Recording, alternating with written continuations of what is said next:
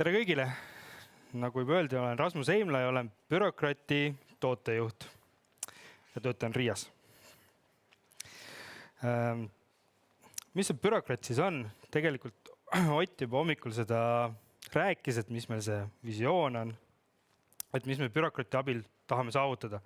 Me tahame, et Eesti kodanik siis saaks kiired, lihtsalt vastused, mis puudutavad teda, et ta saaks riigilt teenuseid kiiresti, ta ei peaks ootama päevi, et saada omale vastuseid, et saadab kirja välja, siis tuleb teada, et vastame teile 3 tööpäeva jooksul, et sellist asja meil ei oleks vaja tegelikult. Kõik vastused ühest kohast töötab 24/7, et sa saad ka öösel, kui sul tekib mingi küsimus, mõtled, et nii, nüüd tahaks selle kohta küsida, saad selle vastuse kätte ja ta on tasuta. Ta on tasuta kasutustele, kes seda tarkvara paigaldavad.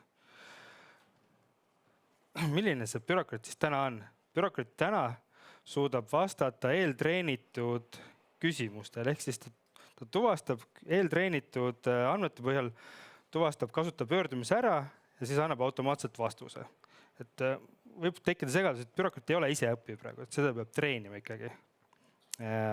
Siin pildi peal on näha siis Bürokrati vestlusaaken ja tagatoaaken. Ehk siis kui nüüd kodanik läheb asutuse kodulehele, ta näeb seda sama widgetit seal, vedru, me nimetame seda vedruks, on seal asutuse kodulehel, avab selle vedru, saab vestlust alustada.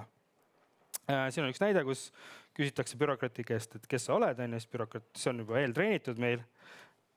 Bürokrat ütleb, et ma olen tehisintellekt ja nii edasi ja nii edasi. Aga kui Bürokrat ei oska vastata, siis see vestlus läheb edasi päris inimese juurde. Ehk siis Bürokrat ütleb ilusti, et ma ei saanud aru sinust, kas ma suunan selle vestluse edasi ja siis inimene saab vastata, et jah, ma tahan nüüd inimesega rääkida ja siis see vestlus lähebki päris inimese juurde, kus siis nagu tavaline chat saab jätkuda. Bürokrati kaudu saab siis nagu autentida, kes seal kasutaja on ja nii edasi, et küsida nõusolekut mingi toimingu jaoks. Ühesõnaga, siis on vestlus tava inimese vahel. Teine oluline komponent Bürokrati juures peale vestluse on treenimine. Ehk siis kõik, nagu ma enne mainisin, et Bürokrat oskab eeltreenitud materjali põhjal vastata küsimustele. Siin ongi meie näited, et näiteks sama, et kas sa oled robot, selline küsimus, et seal on mingi kindel arv, kriitiline arv näiteid, mis peab olema. Hetkel on see 8. Ehk siis selle põhjal Bürokrat oskab tuvastada seda küsimust, seda pöördumist. Siis ta on kindel enesehinnang, et enesekindlusega oskab nüüd vastata, et see on nüüd see pöördumine ja sellele läheb see vastus.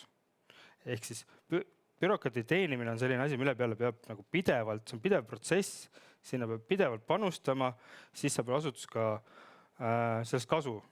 Ehk siis, mis me tahame Bürokratiga, et vastaks sellistele korduma kippuvatele küsimustele.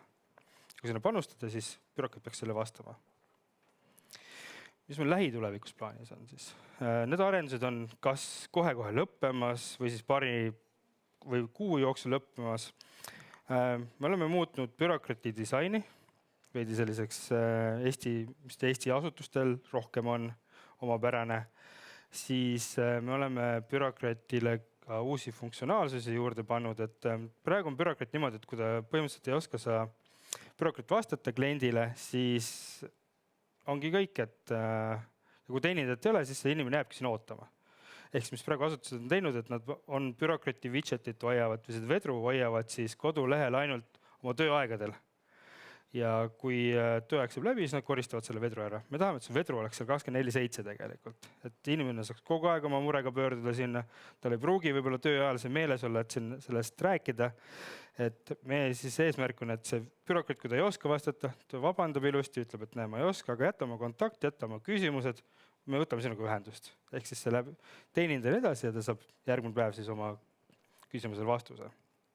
Tahame, et see Bürokrat tõmbaks rohkem tähelepanu, ehk siis praegu ta on niisugune staatiline vedru seal nurgas kuskil, et siis ta annaks endast märku, et näe, ma olen siin, küsi minu käest, hüppab seal natukene, et sellised funktsionaalsed tuleb ka juurde. Palju on öeldud, et ta on seal kuskil, aga ei ole väga märgatav see, et me teeme, et ta oleks nüüd natuke rohkem märgatav.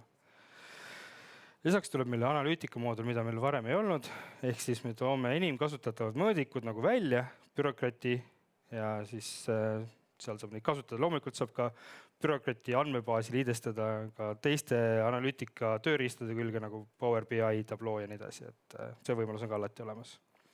Aga me toome siis jah, niisugused enim kasutatavad asjad välja. Siis on meil ka training moodul uuendamisel, ehk siis kui praegu bürokratil tuleb küsimus, bürokratil on vastuse. Kui tuleb küsimus, millest aru ei saa, siis läheb teenindaja juurde. Ehk siis me tahame, et bürokrat nagu tekiks selline vestlus, et bürokrati käest küsitakse midagi, ta ei saa aru, bürokrat küsib järgi midagi, et täpsustava küsimuse, et kuni ta aru saaks ja oskaks vastata.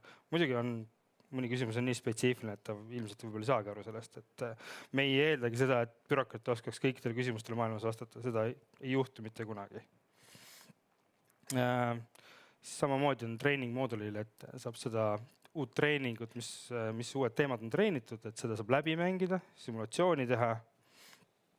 Samamoodi saad need mudelid, kui sa näed, et see uus teema, mis sa panid sisse, see lõhub mingis mõttes nagu selle vestluse ära, et bürokrat läheb lolliks, ei oska vastata midagi enam. Et saab selle lihtsa vaevaga tagasi võtta. Ja üks uus arendus on veel tulemas, on teenuse moodul. Ehk siis me tahame, et bürokratis oleks võimalus luua teenuseid sinna peale.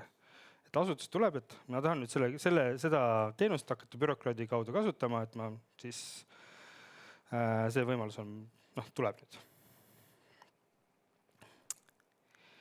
Nii ja veel edasi arendustest, mis on natuke pikemas plaanis meil on masintõlke võimekus, ehk siis see tähendab tagatoas on võimalus masintõlkida inglise, saksa, vene keelest eesti keele teksti. Ehk siis kui ma hakkan bürokrati chati kirjutama vene keeles, see läheb tagatuppa siis, see vestlus. Masintõlke abil tõlgitakse see eesti keelde, teenindaja saab siis sellest aru, ta kirjutab eestikeelse vastuse vastu ja see samamoodi tõlgitakse masintõlke abil tagasi vene keelde ja siis saadetakse lõppkliendile. Muidugi see teenindaja enne kinnitab selle ära, ta vaatab üle selle. Kui ta saab aru, siis on hea, kui ta täiendab seda näiteks, kui midagi valesti on. Aga see võimalus on olemas, et seal me teeme EKI-ga koostööd. Samamoodi on tulemas anonüümia liidestus, ehk siis need treenimise puhul kasutatavad andmed, hetkel küll ei ole sellised andmeid, mis oleks isikustatud, aga kui sealt tuleb, mis sisaldavad nagu personaalseid andmeid, siis selle puhul siis saab anonüümiseerimist kasutada, mis muudab siis need andmed anonüümseks. Samamoodi me plaanis integratsioon teiste kõnekeskuste süsteemidega teha, ehk siis kui sul on mingi kõnekeskus, kellel on, muidu vastab kõnedele näiteks, et see bürokrat, mitte see, et ta ei läheks näiteks teenindajaga vestlusesse, vaid ta lähebki sinna samasse kõnesüsteemi ja siis saab bürokratiga kõnedel suhelda. Räägiks ka klassifitseerijast. See ei ole ainult bürokratis kasutada, see on nagu laiem asi, mida me plaanime teha.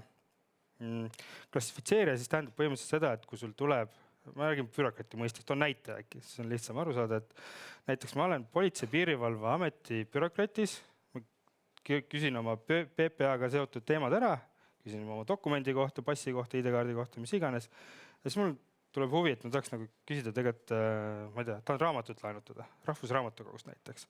Küsin, et kas teil on tõde ja õigus. Ja siis tuleb klassifitseerija mängu, ta saab aru, et see ei ole enam PPA teema, see on hoopis Rahvusraamatukogu teema. Ja siis ta tuvastab selle nii-öelda küsimuse ja siis analüüsib seda ja siis ta läheb sinna, okei, nüüd see suunatakse RAA-raasse.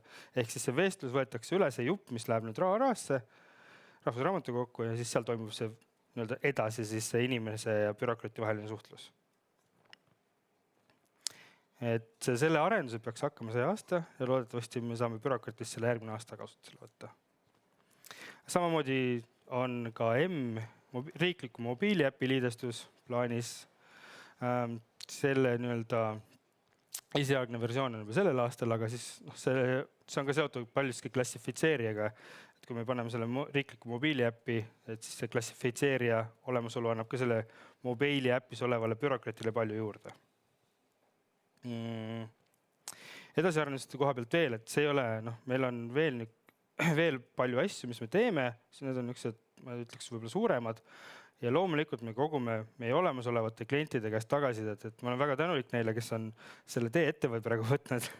Et teie tagasiside on ka väga tähtis, et me kogu aeg teame, et kuhu suunas liikuda, mis meie võib-olla vaatame seal oma kontoris, oma mätta otsas, me ei kasuta seda iga päev töös iseenesest, et noh, teie kasutate töös, te oskate kindlasti paremini öelda, et näe, seal võiks mingi funktsionaalsus juures olla, et seda akent pole üldse vaja või mis iganes, et teie tagasiside on ka väga tähtis meie edasiarenduste puhul.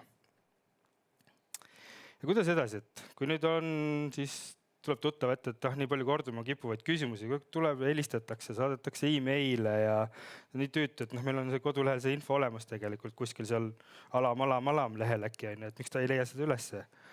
Et siis ikkagi võtke ühendust, et siis me räägime, kuidas bürokraat töötab.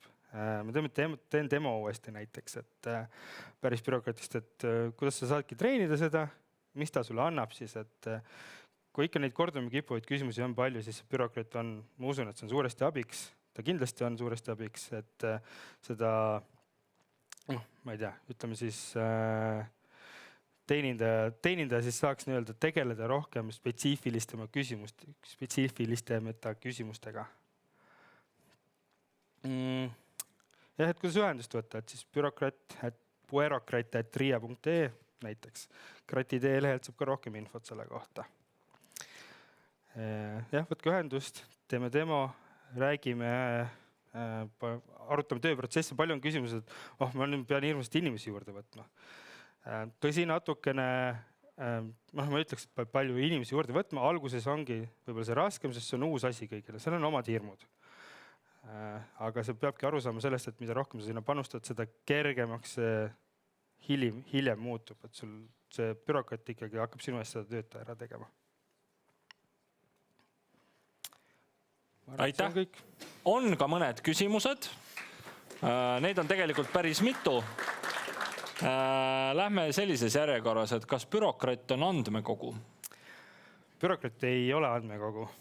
Et see oli ka eilsel, üks teine siis konverents, et kratid avalikus sektoris, kus seda küsimust küsiti, siis ma ei osanud seda vastata. Aga mul õnneks oli RIA juristidega samal õhtul kokkusaamine. Ei olnud üldse selle tõttu kokku lepitud, juhuslikult oli ja siis ma sellel teemal küsisin, et kas on andmekogu, andmekogu ei ole, kuna andmed jäävad asutuse juurde, asutus ei avalda neid teistele asutustele. Mis on kõige olulisem probleem, mida bürokraat lahendada püüab? Proovib anda Eesti kodanikule rohkem aega, ütleks. Robotiga suhtlemisel.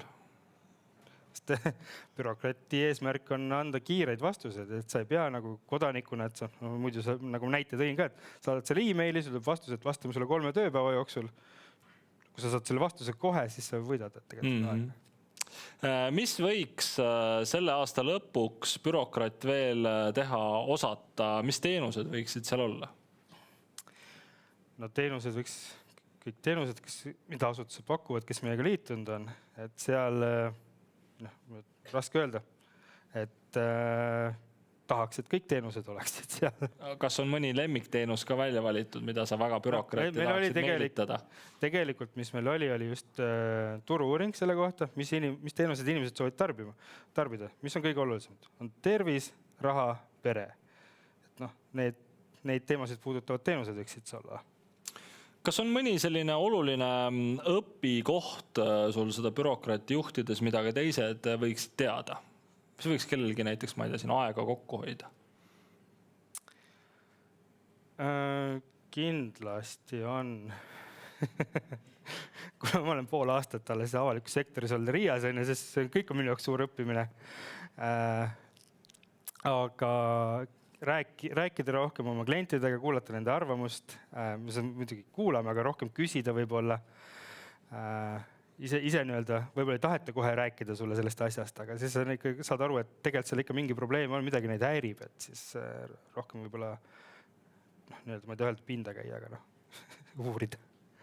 Publikust on ka selline küsimus, et kui bürokraatilt küsitakse midagi, mis peaks olema teisele asutusele suunatud, siis kuidas seda lahendada võiks? Seesama klassifitseerija tuleb mängu. Ehk siis kas see on nüüd küsimus mõeldud, kui on teisele asutusele, et seesama PPA käest küsitakse RARA teemat või? No või ma täpselt ei tea, mida see küsija mõtles selle küsimusega või on küsimus selline, mis lihtsalt veel bürokraati nii-öelda pädevuses ei ole. Äkki see küsimus, et kuhu see siis saata? Hetkel ta jääbki niimoodi, ega seda võimekust ei ole, et meil oli see algselt plaanis, et ta tuleb saab ka asutustele suunata, aga see tähendab, et see bürokraati võrgustikus peab see asutus olemas olema, kellele suunata. Me tahame, et see klassifitseerija ka selle probleemi tulevikus lahendaks, et hakkaks automaatselt neid suunama. Ja võtame siis viimaseks küsimuseks selle, et kuivõrd on bürokraati fookuses väärtuse pakkumine erasektorile kodaniku või avaliku sektori asutuse asemel? Bürokraati tarkvara on kõigile kättesaadav, see on tasuta. GitHubis on see olemas, GitHub/bürokraat, kõik tarkvara on olemas, erasektor võib minna ja kasutada, võib selle kohe peale lasta endale ja võtta kasutusele. Et samamoodi. Suur aitäh, aplaus ja publik!